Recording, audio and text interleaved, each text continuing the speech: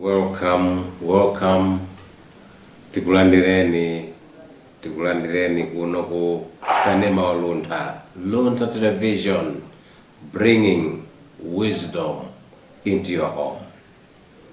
Takondwa kuti muli pamenepo kuonera Luntha television, takondwa kuti muli pamenepo kuonera program ya ethics of a Christian worker. Ndipo mwanthawi zonse muli ndine Jacob Mapembo. You are most welcome to this program. Let's stay together for the next 30 minutes. Let's share, let's discuss, let's learn from one another on the topic to be presented today. Khalani pamenepo kuti ticheze limodzi, tikambirane, ndipo tiphunzitsane phunziro la tsiku la lero. Tsiku la lero mutu wanji: think strategic, act strategic. Ndikubwerezanso, I repeat, think strategic, act strategic. Mawu oti strategic akutanthauza chani? Ndiyambe kutanthauzira liwu la strategic, kenako titanthauzire kuti kodi strategic muchichewa makamaka akutanthauza chani. Think strategic, act strategic. What does strategic mean?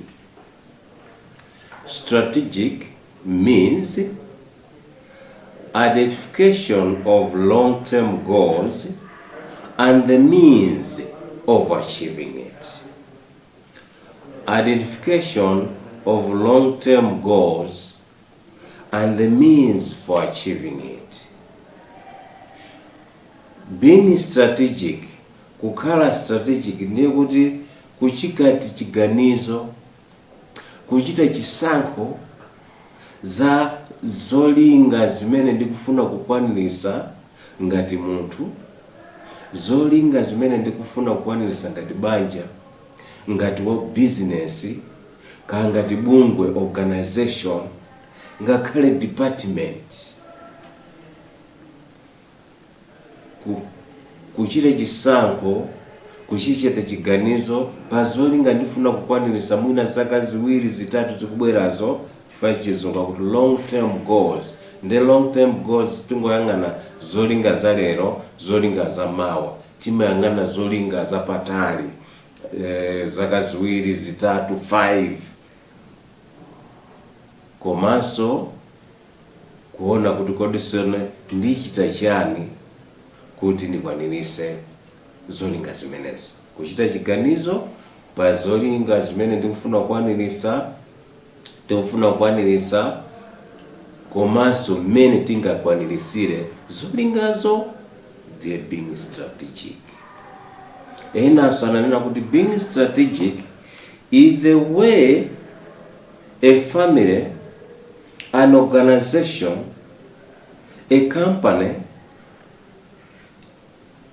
a country, a department decides what it wants to achieve and plans actions and the use of resources over time.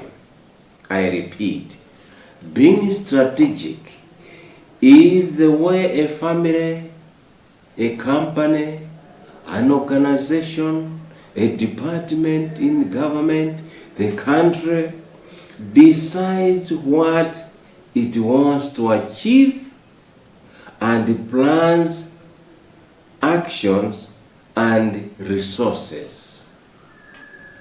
Akuti being strategic ndiye kuchita chiganizo za zimene tifuna kukwanirisa mu zaka ziwiri zitatu 5 10 zikubwerazo, ndikuona kuti number 2, kodi tipanga ntchito zanji, ma actions tipanga otani, nanga ma resources, nanga zimene tisowe kandi chuma kandi ndalama ndi chani kuti tikwanirisa zolinga zimenezi. Thus being strategic, thinking strategic, acting strategic.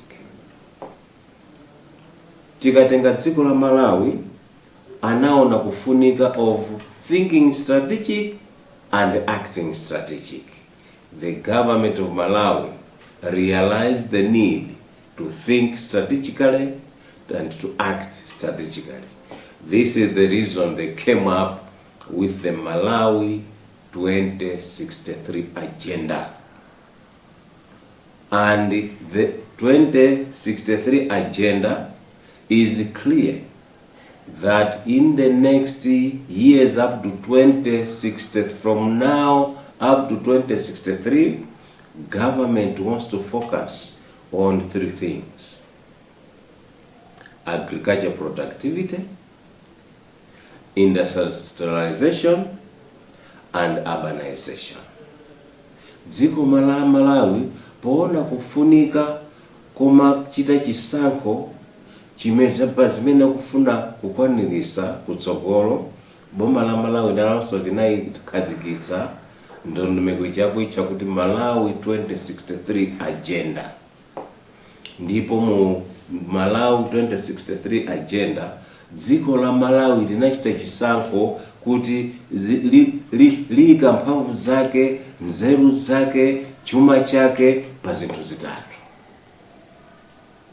kupitisa patsogolo ulimi, agriculture productivity; industrialization, kuonesa kukhala ni makampani akulu amene azipanga zinthu kumalawi konkuno, kuti malo moti tizitanisa zinthu kunja, kuchita import kuno kunja, malo mwake ife tizichita export, malo mwake ife tizitumiza zinthu kunja, kuti ndalama mandi zibwere kumalawi kono. Komanso number 3, urbanization, kutukula mizinda ngati Lilongwe, Luntha, Zuzu, Zomba, kuti kumene kuja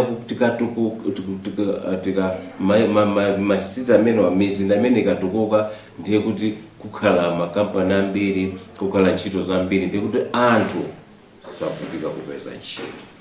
Komanso posachedwa apa a president inso pamwamba pa Malawi 2063 agenda nawo abweresanso imene akuyenera kuti ATM strategy, kunena kuti pamwamba pa zimenezi komanso ATM strategy kutuza kuti afuna kuti boma lichite focus on 3 sectors, magawo atatu amene athandiza kubweresa chuma Malawi muno, kupanga chuma Malawi muno. Akukamba za agriculture amene oyambirira, tourism T, ndi mining, kuti tikweze chuma cha Malawi. Boma la sankha lachita chisankho kuti pali zambiri zimene tikoza kuchita, koma tisankhe zinthu zitatu: ulimi, ntchito zokomba alendo, komanso ntchito za migodi. Boma latutiphunzitsa, latipasa chitsanzo ifenso a Malawi ngati munthu, ngati banja, kandi makampani, kandi ma department, we should think strategic and act strategic. Act strategic and think strategic. Tizichita chiganizo, tizisankha kodi ine ngati banja tikufuna kwanirisa chani ngati banja zaka ziwiri zikubwerazi, zaka zitatu zikubwerazi, zaka 5 zikubwerazi. Nanga tichita chani kuti tikwanirise zolinga zimenezi? Ndalama tizipeza bwanji kuti tikwanirise zolinga zimenezi? Thus thinking strategic and acting strategic. Choncho kampani so chimozimozi, bungwe so chimozimozi, dziko so chimozimozi. Ndifaike mamva kuti mabungwe, makampani so pakati pano akukhazikisa strategic plan, because they want to think strategic and act strategic. Safuna kuti azingopanga chipande chagwambale ndiyo, ayi akhale focused, aziona kumene kulunjika. Chimozimozi banja aso liziona limene kumene likulunjika, being strategic. Chisanzo, ngati banja akhoza kukhala ndi makhumbo ambiri. Afuna kumanga nyumba, afuna kugula malo olima, komanso makolo ku nyumba ofunikanso nyumba, komanso ana ofunika school fees, komanso tikufunanso inenso ndifuna ntapita kuti ndikachite upgrade degree, ndifuna ndikapange masters. Ndiye kupekhoza kupeza kuti zofuna za banja ndi zambiri, koma mwina ndalama zimene amapeza sizokwanira. Ndiye nchifukwa chake payenera. That's why you have to think strategically and act strategically. Mwezi onsezi zimene tikufuna tikukhumba ngati banja, kodi choyambirira ndi chiti, nanga chachiwiri ndi chiti, nzaka zimene zikubwerazi ziwiri zikubwerazi, ziwiri zikutatu, kodi tiyambire kumanga nyumba, kodi tiyambe ndi kugula malo olima, kodi tiyambe ndi kumanga nyumba ya makolo kumudzi, kapenayi ine ndiyambe ndapita kaye ku sukulu ndiye ndikabwerako ndiye tiziona zinazi. That's where the family has to think strategically and act strategically. Achite chisankho, kodi chofunika kwambiri kubanja lathu ndi chiti, nanga ndalama tizipeza bwanji kuti tikwanirise zolinga zimenezi. Thinking strategically and acting strategically. Osamangoenda chiyendeende, osamangoponda chipondeponde ngati mpira opanda referee. Ayi, chifukwa ife kale tili ana timasewera mpira wa chipondeponde opanda referee. Kumango wina akakuponda nawenso upeza mpata, so nawe ukamponde wachipondeponde.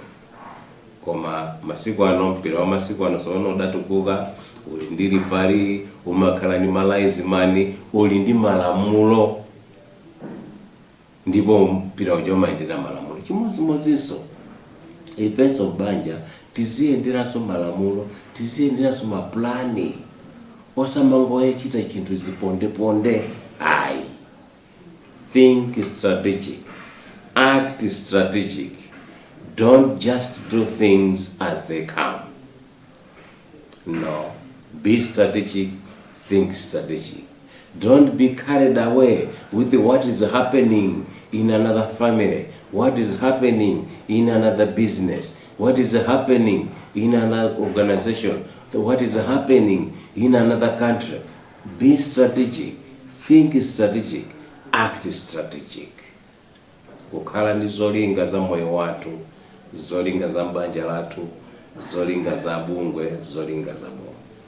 Now, why think strategic and act strategic?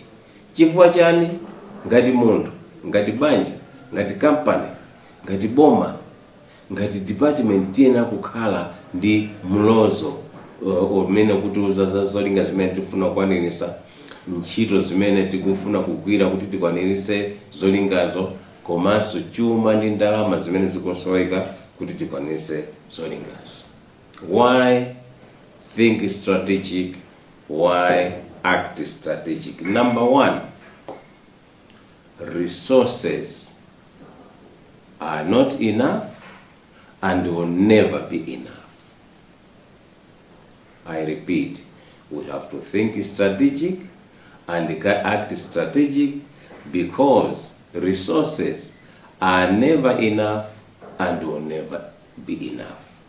Tiyenera ngati banja, ngati business, ngati company, ngati tizikhala ndi masomphenya zolinga zimene tikufuna kukwaniritsa, chifukwa choti poyamba chuma ndi ndalama sizokwana ndipo sizakwana.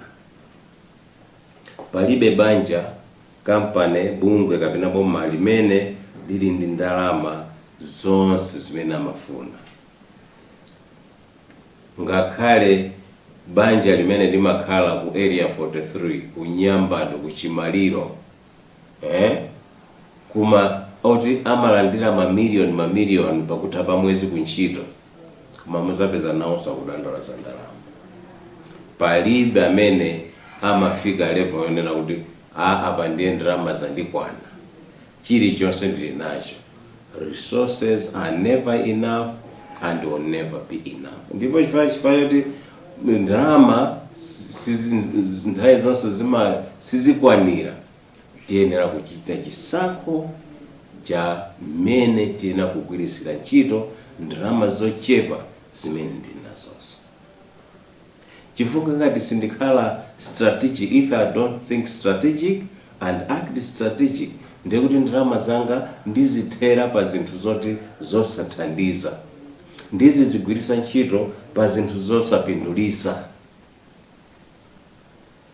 Koma ndikakhala kuti ndili ndi plan, ndikuziwa zolinga zimene ndifuna kukwanirisa, ngati banja, ngati company, ngati boma, ndiye kuti chuma chochepacho timachigwirisa munjira yoyenera. Chuma chochepacho timachigwirisa pa zinthu zimene zitithandize kukwanirisa zolinga zathu. Why think strategic and act strategic? Number 2, resources are used for priorities only, or most important things. Resources are used for priorities or the most important things. Tikakhala kuti we think strategic, we act strategic, tili ndi zolinga zimene tikufuna kukwanirisa, zimatithandiza kuti chuma chathu, ndalama yathu tikuigwirisa ntchito pa zinthu zimene ziti zofunika kwambiri kwa ine, zofunika kwambiri ku banja langa, zofunika kwambiri mu business yanga, zofunika kwambiri mu organization yanga, zofunika kwambiri mboma. Strategic thinking and acting helps to use our resources on the most important things. Tikamaganiza kakhala ndi zolinga zimatithandiza kuti tigwirise ntchito chuma chathu pa zinthu zokhazo zimene zili zofunika. A priority is something that you deal with first. A priority is a thing that you deal with first. So when you have limited resources, thinking strategic, acting strategic helps you to choose what you should start with first. Because we have already said resources are never enough. So you decide what you want to start with. Should I start by constructing a house for my family? Should I start by buying a plot which I want to use as a farm? Do I start by constructing a house for my parents at home? Do I start by going to school and upgrade myself? Which one should I start? That's a priority.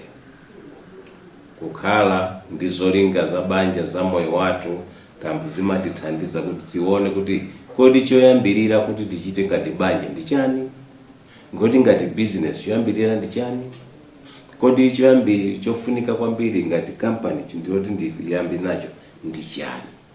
So thinking strategic, acting strategic helps us to come up with a priority list and know what we should start with first.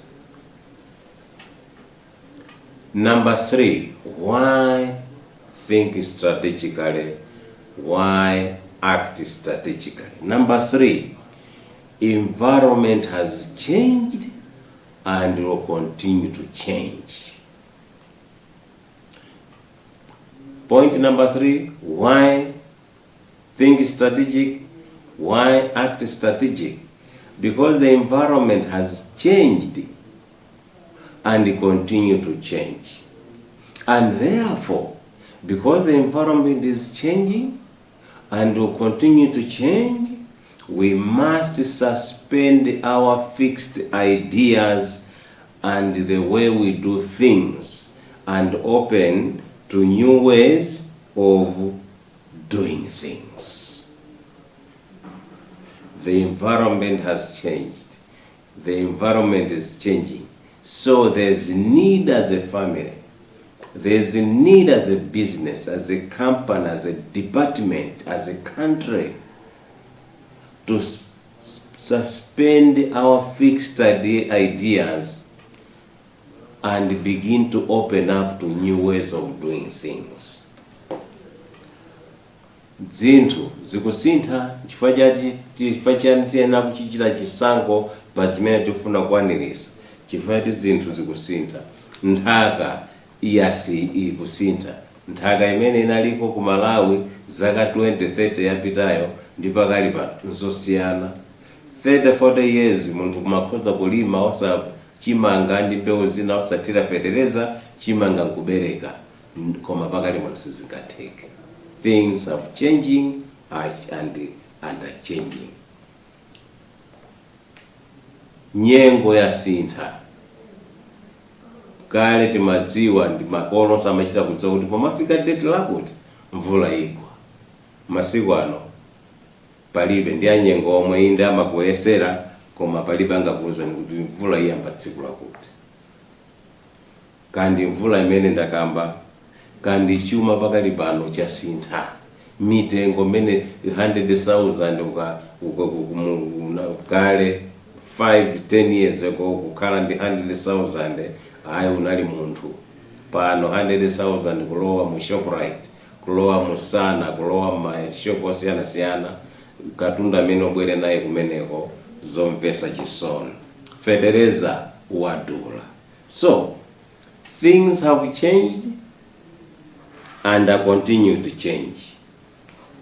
Ndiye tisakakamire kufati zinthu zikusintha, tisakakamire kumangochita zimene tinazolowera.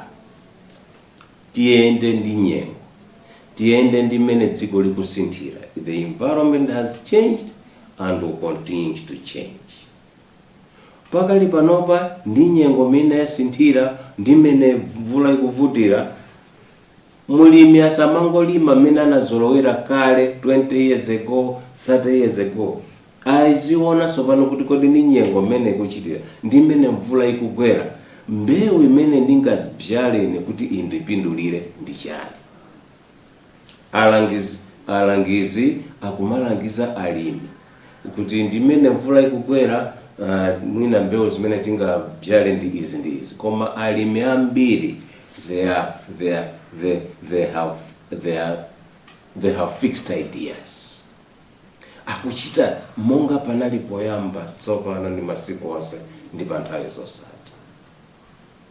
Alimi ambiri sakufuna kusintha. Alimi ambiri akulima mwachizolowezi sakuendera ndi nyengo. Farming in Malawi, agriculture in Malawi is not moving with the changes in the environment. Farmers continue to do things the way they used to do them 20 years ago, the way they used to do farming 30 years ago. That's why there's a hunger, there's a food shortage, there's low productivity, because many farmers, even big farmers, have fixed ideas. They want to do things the way they have been doing for the past 10 years, 20 years, 30 years. It is time to acknowledge that the environment has changed and will continue to change, and we have to open our minds and embrace new technology, embrace new ways of doing things. Ino alimi amene mukundimvetsera pakati pano, vomera ntiyenti vomereni nyengo ya sintha, ndipo tizikhala pansi kuona kuti kodi mbewu imene ndingabyale ineyo kuti indipindulire ndi chani. Zomangoganiza za chimanga nthawi zonse tichose maganizo amene. Kodi mbewu imene ndingabyale kuti indithandize ndi chifukwa ngati ndimalinga ndi nyengo, ngati ntedza ndimene ungachite bwino, kuli bwino ndilime ntedza ndipeze ndalama zambiri, ndalama zinazo ndigulira chimanga. Koma alimi ambiri saganiza zimenezo. chimene amaganiza ndi chimanga basi, chimanga ndaye zonse. The environment has changed and we must open up to new ways of doing things. Wa business aziona how things are changing in the environment. Ndikumaona kuti kodi business imene ndikupangayi ndi mmene economy ikuendera, ndi mmene zachuma zikuendera. Kodi, should I keep on with this business or do I need to change? It's either you change the way you are doing the business or you change the business completely. Kumaona mmene zikuendera zikuendera, ndikumaona kuti kodi business imene ndikuendesera indi zindithandiza. Ndiye pali ukhoza kuona kuti kodi business inde ndipitize ndiyo mwe, koma kuti ndisinthe pati kuti ndipitize kupindula. Kapenayi mwina business iyi ngakhale ndipitirize sindipindulira, mwina ndipite ku business ina. Move with the times. Anthu ambiri monga amachitira alimi, a business inso ambiri amachitira chizolowezi. They are not moving with the times. Chifukwa nzanga wagula minibus, basi nanenso ndigule minibus. Chifukwa nzanga kupanga business iyi, inenso ndipange. Koma thinking strategically, acting strategically helps you to observe what is happening in the environment, the changes happening in the environment, and then adjust accordingly. Open up to new ways of doing things. Kuti dziko litukukela Malawi, kuti ifa Malawi titukuke ngati mabanja, tiyenera kusintha maganizidwe. Tisamangochita zinthu mene timapangira zaka 30, 40 zapitazo. Nyengo ya sintha, kuli ma technology sopano. Let's embrace technology. Let's move with the times. Open up to new ways of doing things. Pomaliza, why think strategic and why act strategic? Number 4, common goal and working towards same game. Tikakhala ngati banja kukhala pansi ni kupanga chiganizo pa zimene tikufuna kuchita, timakhala ndi cholinga chimodzi, common goal, and working towards the same game. Tonse mbanja mutimachita zinthu kuti tikwaniyesa cholinga chimenechi. Koma ngati banja lilibe sizikhala pansi ni kugwirizana kuti zaka ziwiri zitatu zikuchitika, zikubwera zitipanga zotani, timakapezeka kuti banja limakhala logawikana. Abamba akuyamba nyumba uko, iwo amayi akukama yamba nyumba ya makolo kumudzi. 2 projects at a time, zonse zosowa ndalama. Chifukwa tisanakambirane, wa amayi akuona kuti chofunika akamangire makolo nyumba, bamba akuganiza kuti amange nyumba. Koma mukakhala kuti mwakhala pansi kugwirizana, mumayendera limodzi, mumayamba ndi project imodzi. So thinking strategically, acting strategically helps a family, helps a company, a business, a department, a country to have a common goal, and all of us in a family, all of us in a company, all of us in a country working towards that same goal. Mulungu akuthandizeni kuti ngati banja, ngati company, ngati department, komanso ife ngati dziko tigwirizane pa cholinga chimodzi chimene tifuna kukwanirisa zaka zitatu, zaka zisanu zikubwerazo, ndipo tichita chani kuti tikwanirise zolinga zimenezo, ndalama tizipeza kuti. And more importantly, Malawians, let us suspend our fixed ideas. Let us open our minds to new ways of doing things. Amalawi, tieni tipewe kupanga zinthu mwachizolowezi, nyengo ya sintha, zinthu za sintha, tieni tivomereni kuti zinthu za sintha, ulimi tupange mwasopano, business tipange mwasopano, chilichonse chipange mwasopano. Koma tikapitiriza kupanga zinthu mwachizolowezi, dziko ili silitukuka, mabanja satutukukwa. Mulungu atithandiza tonse kukhala forward looking, to be visionary, kukhala anthu amasomphenya kuti moyo wathu ukhale kupitirira kukhala usangalala ndi wachimwemwe. Ndine Jacob Mapemba, mwakoma kuti munali pamenepo. Mukhale ndi sabata yopambana. Zikomo kwambiri.